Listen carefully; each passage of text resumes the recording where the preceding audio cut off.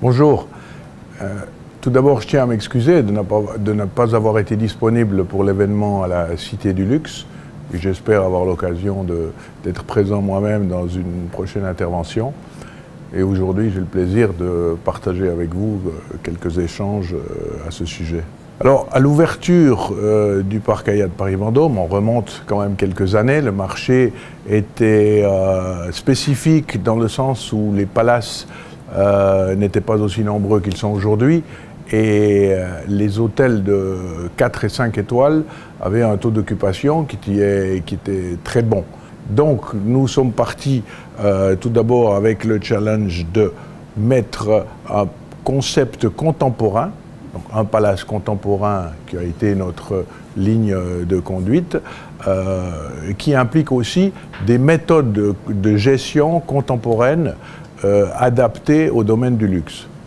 La ligne de conduite dans la créativité pour le luxe, il s'agit tout d'abord d'avoir une identité et surtout éviter les formules copiées, d'avoir une identité propre et rechercher un concept qui va attirer la clientèle du luxe parce que nous sommes différents.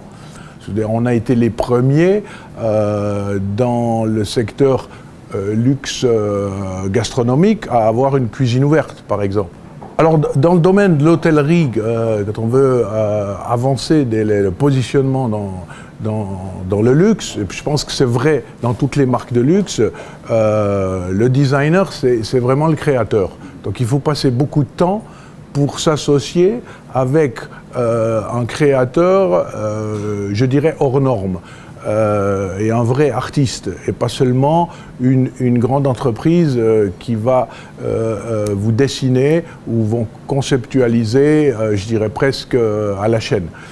Et on a eu l'opportunité d'avoir un architecte aussi talentueux que Ed Tuttle, puisque, comme vous le savez, son travail principal dans l'hôtellerie consistait au groupe Aman Resort. Les hôtels Aman Resort, il en fait peu, mais c'est que du luxe. Et ça fait partie des éléments indispensables dans la conceptualisation du luxe. Lorsque, à la demande de nombreux hôteliers dont je faisais partie, il était impératif de revoir le classement en France, qui à l'époque, je vous rappelle, le 5 étoiles n'existait pas, alors que dans le monde entier, on avait de 1 à 5, en France, on s'arrêtait 4 et 4 de luxe.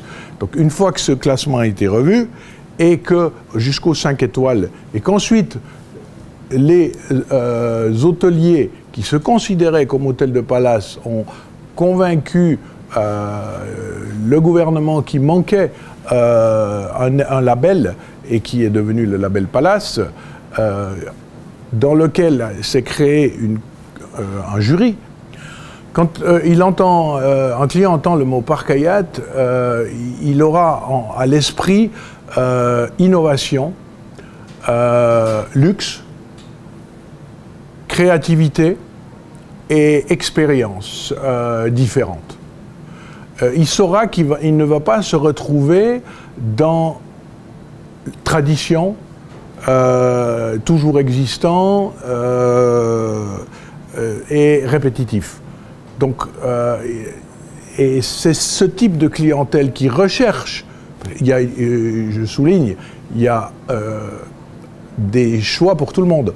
Mais notre clientèle a besoin de se retrouver dans une dynamique contemporaine et en même temps créatif. À chaque visite, il faut qu'il y ait, entre guillemets, un clin d'œil, un touch point qui dit « Ah, c'est nouveau, ah, ça a changé, ah », mais changer sans révolutionner. Par exemple, voilà, un client va revenir au début décembre et il va retrouver tout à coup un chalet sur la terrasse avec une table unique de 8 personnes auxquelles il va lui appartenir. Donc il va pouvoir devenir propriétaire du chalet pour une soirée, vivre cette expérience où il a l'impression d'être à Courchevel ou à Megève, mais toujours dans le luxe. parce le chalet est associé avec l'histoire de Chopard, dans lequel il va retrouver dans le chalet l'établi du fondateur de la maison Chopard, du grand-père qui faisait les montres. Donc il retrouvera les pièces qui sont des pièces de collection, il retrouvera l'inspiration, les images, etc. Voilà un exemple qui va lui créer une expérience qu'il ne retrouvera pas à la prochaine visite, mais il doit retrouver autre chose. Alors, les réseaux sociaux, est-ce qu'on va assez vite avec les réseaux sociaux? En tant qu'autocritique, je vous dirais, on ne va pas assez vite, parce qu'on sait qu'on doit encore aller plus vite. L'évolution, c'est pas à vous que je vais l'apprendre, l'évolution et la technologie vont tellement vite qu'on essaye en même temps de s'adapter. Aller trop vite, il y a aussi un risque qui n'est pas bon pour le luxe, parce qu'il faut que ce soit parfait quand ça sort. Donc c'est là qu'il faut être prudent. C'est peut-être aussi pour ça qu'il faut d'abord bien comprendre quelle est la meilleure stratégie dans les réseaux sociaux et pas non plus être les précurseurs, mais arriver juste au bon moment, et on cherche nous-mêmes à avoir cet équilibre. Et on sait très bien que l'avenir va appartenir au client qui aura son téléphone et qui va non plus devoir descendre à la réception pour poser une question, mais il va la poser, sa question, à l'hôtel lui-même. Ça peut être un service, ça peut être un renseignement, ça peut être une demande de livraison. Il va pouvoir faire tout ça sur son application. Donc on doit être et avoir nos réseaux sociaux aussi bien que notre support technologique à la pointe du progrès, il n'y a aucun doute.